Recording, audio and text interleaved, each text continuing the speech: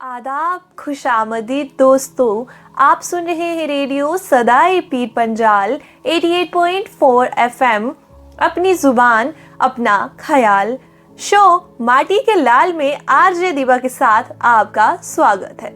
दोस्तों, आज हमारे स्टेशन पर एक ऐसी शख्सियत मौजूद हैं जिन्होंने एजुकेशन को एक प्रोफेशन नहीं, एक मिशन माना है। तो आए हमारे स्टेशन पर स्वागत करते हैं मिस्टर मोहम्मद मुस्लिम वानी सर का।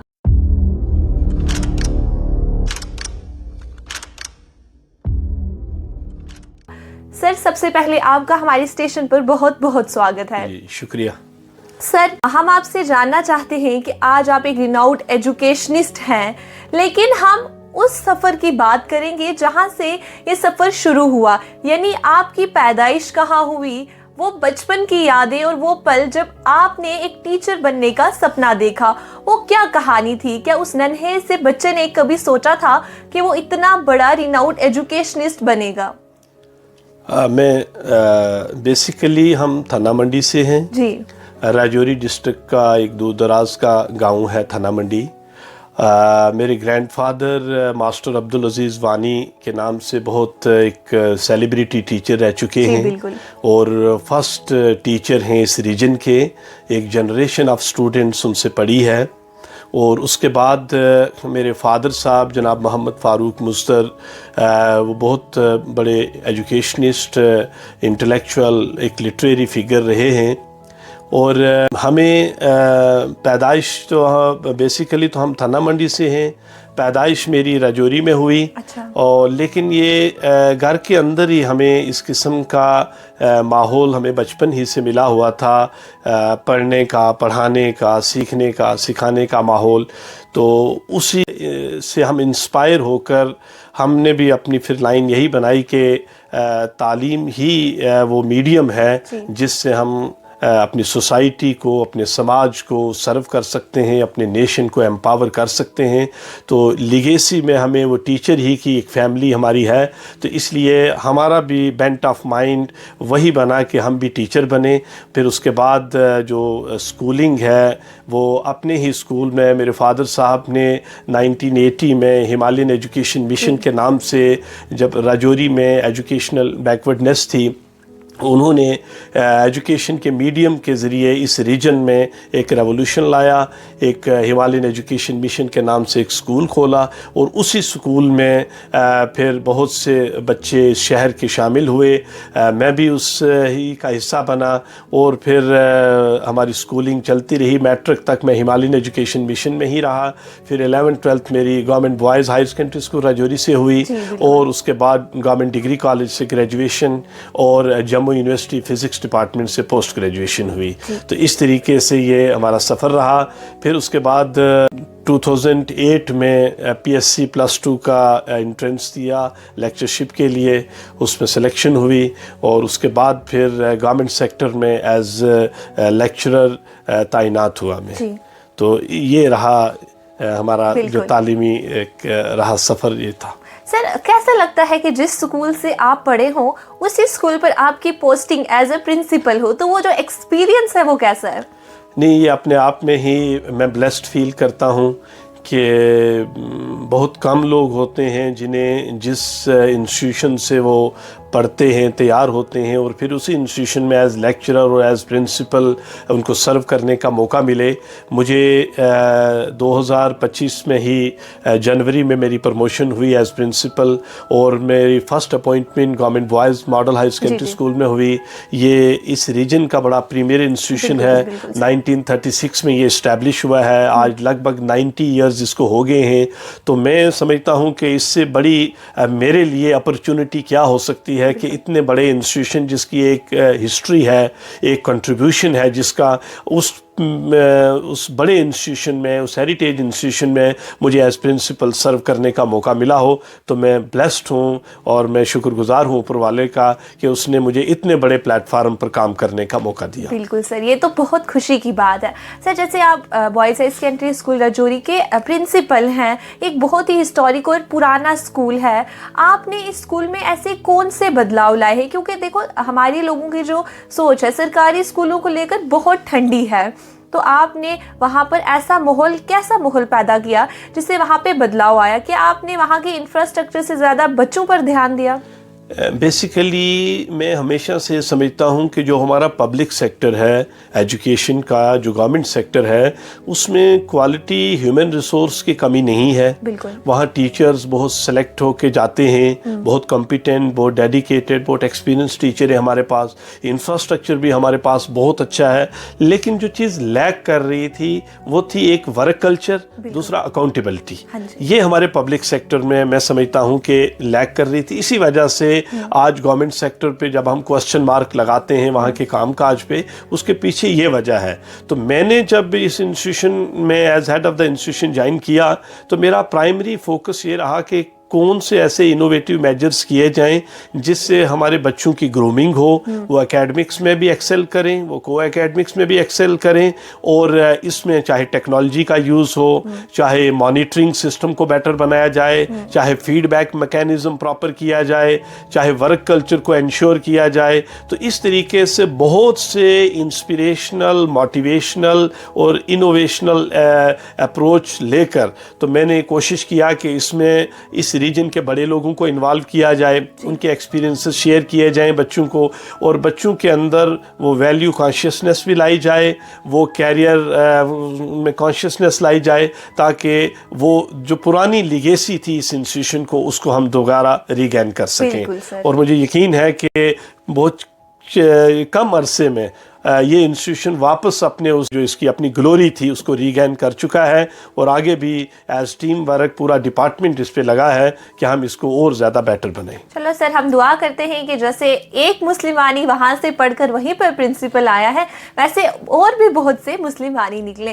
सर, जैसे आपके स्कूल के वजह से जो रजौरी डिस्ट्रिक्ट है इसको सुनहरे अक्षरों में लिखा गया है। 27 जनवरी 2025 आपके स्कूल का एक जो स्टूडेंट है वो प्राइम मिनिस्टर से उनकी बातचीत हुई थी, तो सर वो क्या था, उस पे जरा आप बताएंगे? जब मैंने जनवरी 11 को ज्वाइन किया तो मीनवाइल प्राइम मिनिस्टर साहब की तरफ से एक इनिशिएटिव रहता है स्ट्रेस मैनेजमेंट के लिए बच्चों के अंदर परीक्षा पे चर्चा।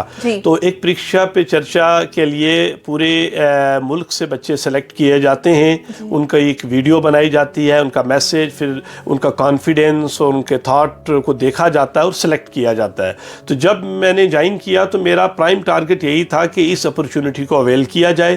तो मैंने अपने इंस्टीट्यूशन के बहुत से बच्चों की पहले सिलेक्शन की, फिर उसमें से निखिल सुदन जिसने बाद में प्राइम मिनिस्टर साहब के साथ इंटरेक्ट किया उसको सेलेक्ट किया, उसको पूरी ग्रूमिंग की, उसको तैयार किया, उसको नर्चर किया, और फिर उसकी वीडियो जो हमने तैयार की, उसका मैसेज तैयार किया, वो हमने फिर नेशनल लेवल पर भेजा, और फिर वो डिफरेंट फेजेस से गुजर कर बाद में वो जम्मू कश्मीर को रिप्रेजेंट करने वाला अकेला बच्चा था।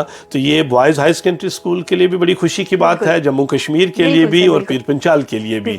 तो इससे एक बात हमें ये बड़ी, इस पे मैं ज़्यादा और मेरा फेथ बड़ा है, वो ये है कि पोटेंशियल की कमी नहीं है हमारे बच्चों में, और ख़ासकर पीर पंचाल रीजन बड़ा फर्टाइल रीजन माना जाता है, इंटेलेक्चुअली, लिटरेरी, यहाँ बहुत से ऐसा रहा है। हमारी पास्ट इतना अच्छा है कि हमारे पास सिर्फ अगर कमी है तो कहीं ना कहीं अपॉर्चुनिटी की, प्लेटफार्म की, और बच्चों के अंदर वो कॉन्फिडेंस बिल्डिंग की। तो वो एक कोशिश हमने की, और हमारे उस बच्चे ने पूरे डिपार्टमेंट का नाम भी रोशन किया, इस रीजन का नाम भी रोशन किया, और स्कूल का नाम भी रोशन किया। आपके स्कूल में तालीम के साथ साथ और ऐसी कौन सी एक्टिविटीज़ होती है कि जिससे बच्चों को स्कूल आने के लिए, क्योंकि क्या होता है मैक्सिमम देखते हैं कि बच्चे स्कूल नहीं जाते हैं, वो कहते नहीं हमने नहीं जाना, ऐसी कौन सी एक्टिविटी जो बच्चों को अट्रैक्ट करती है? बेसिकली जब आप होलिस्टिक डेवलपमेंट की बात करते हैं, बच्चे की पर्सनैलिटी डेवलपमेंट की बात करते हैं, तो एकेडमिक्स एक पार्ट है, उसके साथ जो दूसरा पार्ट है वो ये है कि उसकी फिज़िकल, मेंटल जो स्ट्रेंथ है उसको भी हमें फोकस करना है। तो को एकेडमिक एरियाज़ पे बहुत हमने फोकस किया, बहुत से स्पोर्ट्स फेस्टिवल्स करवाए, इसके अलावा बुक्स के एग्जीबिशन करवाए, meet the eminent lecture series करवाई, इस रीजन के बड़े लोगों को इनवाइट किया, जो अचीवर्स थे उनको बुलाया और बच्चों से इंटरेक्ट करवाया ताकि उनकी सक्सेस स्टोरी सुनकर बच्चे मोटिवेट हों। इसी तरीके से साइंस मेला टाइप इवेंट करवाए। तो हर वो इनोवेटिव प्रैक्टिस अडॉप्ट की जिससे बच्चे स्कूल की तरफ अट्रैक्ट भी हों, लर्न भी करें और उनकी जो डेवलपमेंट हो वो ऑल राउंड डेवलपमेंट हो। जी सर, जैसे कि जो आपके जो एक स्टूडेंट था जिसने प्राइम मिनिस्टर सर से इंटरेक्ट किया, कि आपके स्कूल में और भी ऐसे स्टूडेंट्स हैं? जी जी, इसमें कोई शक नहीं है, बहुत टैलेंटेड बच्चे हैं। ये तो एक बच्चा हमें भेजना था तो हमने सिलेक्ट किया। हमारे बच्चे पीछे स्पोर्ट्स में इंटरनेशनल खेल के आए, बॉक्सिंग में विनर रहे हैं, यूटी लेवल पर कबड्डी की टीम हमारी जीती है। इसी तरीके से डिस्टिंक्शंस और पोजीशंस भी रही हैं हमारी। और बहुत से बच्चे इवन डॉक्टर्स बन के all India institute of medical sciences में। तो हर किस्म का टैलेंट हमारे पास है, सिर्फ उसकी ग्रूमिंग करने की ज़रूरत है, सिर्फ उनकी पैट्रोनेज करने की ज़रूरत है और उनको कहीं ना कहीं वो गाइडेंस और काउंसलिंग की ज़रूरत है, जो आज हमारी पूरी टीम मिलकर, डिपार्टमेंट पूरा मिलकर ऐसे बच्चों को सामने भी ला रहा है और उनकी हर किस्म की मदद भी की जा रही है। सर देखिए, क्या होता है कि जो बच्चे आगे निकलना चाहते हैं उनको अगर टीचर्स तो सपोर्ट करते हैं, लेकिन इस कंडीशन में बच्चों की फैमिली से आपको कितना सपोर्ट मिला है? हाँ नहीं, इसमें मैं इसमें भी बड़ा ब्लेस्ड फील करता हूँ कि डिपार्टमेंट ने एक इनिशिएटिव लिया हुआ है, मीट द पेरेंट्स, यानी पेरेंट टीचर इंटरेक्शन। तो वो मंथली बेसिस पर होती है। तो उससे ये है कि पेरेंट्स, टीचर, स्कूल और बच्चा मिलकर प्रॉब्लम को डिस्कस करते हैं कि बच्चे की साइकी क्या है, बच्चा कहाँ लर्निंग गैप्स फील कर रहा है, बच्चे को घर के माहौल से क्या दिक्कत आ रही है, बच्चा स्कूल से क्या प्रॉब्लम फील कर रहा है। तो जब पेरेंट और इंस्टीट्यूशन की बॉन्डिंग मजबूत हो जाती है तो फिर बच्चे की बेटर जो है वो तालीम भी होती है, लर्निंग भी होती है और उसकी अचीवमेंट भी होती है। तो इसमें पेरेंट्स बड़े कोऑपरेटिव हैं, हालांकि दूर दराज के पेरेंट्स हैं, उस तरीके से हमारे सारे लोग अवेयर नहीं हैं, कॉन्शियस नहीं हैं, लेकिन हमारी कोशिश है कि ज़्यादातर लोगों को इन्वॉल्व किया जाए और पेरेंट्स को एहसास दिलाया जाए कि अपने बच्चों पे इन्वेस्ट करिए और स्कूल के साथ मिलकर कोलैबोरेटिव एफर्ट से उनको हम बेटर बनाएं। जी सर, जैसे आप एक एजुकेशनिस्ट के साथ साथ एक सोशल वेलफेयर, मतलब सोशल काम भी आप करते हैं, एक सोशल वर्कर भी हैं। गरीब बच्चों की फीस माफ़ करना या इनके किताबें दिलवाना, ये जज्बा आपको कहाँ से आया? ऐसी क्या चीज़ थी जिसने आपको कहा कि आप एजुकेशनिस्ट के साथ साथ एक सोशल वर्कर भी बने? बेसिकली ये वैल्यूज़ घर के इंस्टीट्यूशन से मिलती हैं और हमारे ग्रैंडफादर और फादर, ये घर का ही सिलसिला है कि उन्होंने इस किस्म की हमारी वो मेंटल मेकअप हमारा बना हुआ है, हमारी ग्रूमिंग ऐसी हुई है कि हम गिवर ग्रुप का हिस्सा रहना पसंद करते हैं कि जो कुछ आपके पास है उसको शेयर करिए, उसको बांटिए और हर उस आदमी के साथ खड़े हो जाइए जो कमज़ोर है, जिसकी ज़रूरतें हैं, उसको किसी न किसी तरीके से, चाहे तालीमी लिहाज से, चाहे फाइनेंशियल लिहाज से उसकी सपोर्ट करिए। तो मैं समझता हूँ कि ये हम सब की रिस्पॉन्सिबिलिटी है और हम वो फ़र्ज़ अपना अदा कर रहे हैं। बिल्कुल सर, मेरा आपसे आखिरी सवाल है कि हमारे इस रेडियो स्टेशन के थ्रू जितने भी लोग आपको सुन रहे हैं, चाहे वो स्टूडेंट्स हो, औरतें हो, घर पर बैठी हुई या काम करने वाले जितने भी लोग हैं, यानी कि पूरे खिताए पीर पंजाल को और हमारे सुनने वालों को आप क्या ऐसा मैसेज देना चाहते हैं? मैं पहले तो नौजवानों को मैसेज देना चाहता हूँ, बच्चों को, नौजवानों को, कि अपनी ज़िंदगी का एक मकसद पहले डिस्कवर करिए, अपना मिशन एक बनाइए, गोल सेट करिए, उसके बाद अपनी पूरी एनर्जी को उस पर लगाइए, फोकस करिए और प्रायोरिटाइज़ करिए अपनी सारी इवेंट्स को, एक्टिविटीज़ को, और पैशन, जो भी काम करिए उसको पैशन के साथ करिए और फोकस तरीके से करिए और सेल्फ बिलीफ भी होना चाहिए और खुदा पर यकीन भी रखिए और फिर आपके खुद अचीवर बन जाएंगे, आपको कोई दिक्कत नहीं आएगी। और उसके लिए तालीम का जो मीडियम है इससे का ज़्यादा से ज़्यादा इस प्लेटफार्म को यूज़ करिए, क्योंकि जब समाज में को हमें ताकतवर बनाना है, मजबूत बनाना है, मुल्क को मजबूत बनाना है, तो वो सिर्फ़ हमारे पास तालीम ही एक ऐसा मीडियम है। तो मैं समझता हूँ कि तमाम नौजवानों को पॉजिटिव माइंडसेट के साथ, पॉजिटिव आउटलुक के साथ अपनी एनर्जीज़ को पॉजिटिव पीसफुल और कंस्ट्रक्टिव एक्टिविटीज़ के लिए इस्तेमाल करना चाहिए। जी सर, एक और अहम सवाल, जैसे आप एक इदारा चला रहे हैं एजुकेशन का, तो क्या होता है कि आपके वहाँ बॉयज़ हैं, तो आजकल हम देखते हैं कि जो यंग जनरेशन के लड़के हैं वो ज़्यादा नशे की तरफ अट्रैक्ट हो रहे हैं। और साथ में एक और मुद्दा ये है कि अभी जैसे एग्जाम्स आ रहे हैं तो बच्चे डिप्रेशन में चले जाते हैं, उनके लिए क्या सलाह है आप? जहाँ तक ड्रग्स वगैरह के इनका एक मीनेस को कर्ब करने के लिए हमने स्कूल के अंदर असेंबली में वैल्यू ओरिएंटेड सेशंस रखे हैं, जिसमें हमारे डॉक्टर्स भी आते हैं, एक्सपर्ट्स भी आते हैं, साइकोलॉजिस्ट भी आते हैं, हमारे टीचर्स भी हैं, और बच्चों को इन ड्रग्स और इस किस्म की जो सब्सटेंस है इससे दूर रखने के लिए किस किस्म के गाइडेंस चाहिए, क्या सपोर्ट चाहिए, पेरेंट्स का इसमें क्या रोल है, सोसाइटी का क्या रोल है,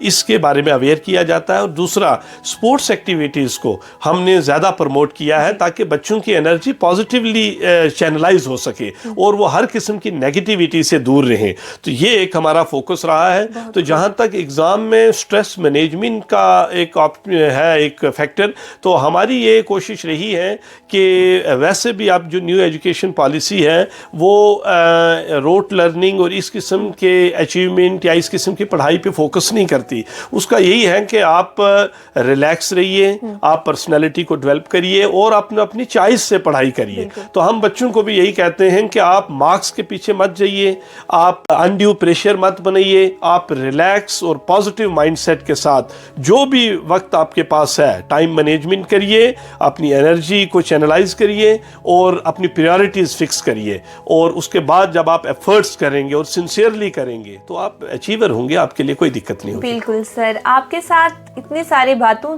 का जो मैंने सवाल किया, आपने मुझे उनके ऐसे जवाब दिए जो जितनी भी लोग सुनेंगे, चाहे वो यंग जनरेशन हो या ओल्ड जनरेशन हो, सबके लिए वो महत्वपूर्ण है। सर, आपका हमारे रेडियो स्टेशन पर आने के लिए बहुत बहुत शुक्रिया। तो ये थे मोहम्मद मुस्लिम वानी सर, जिन्होंने अपने इल्म की रोशनी से हमारे इस रेडियो स्टेशन को रोशन कर दिया।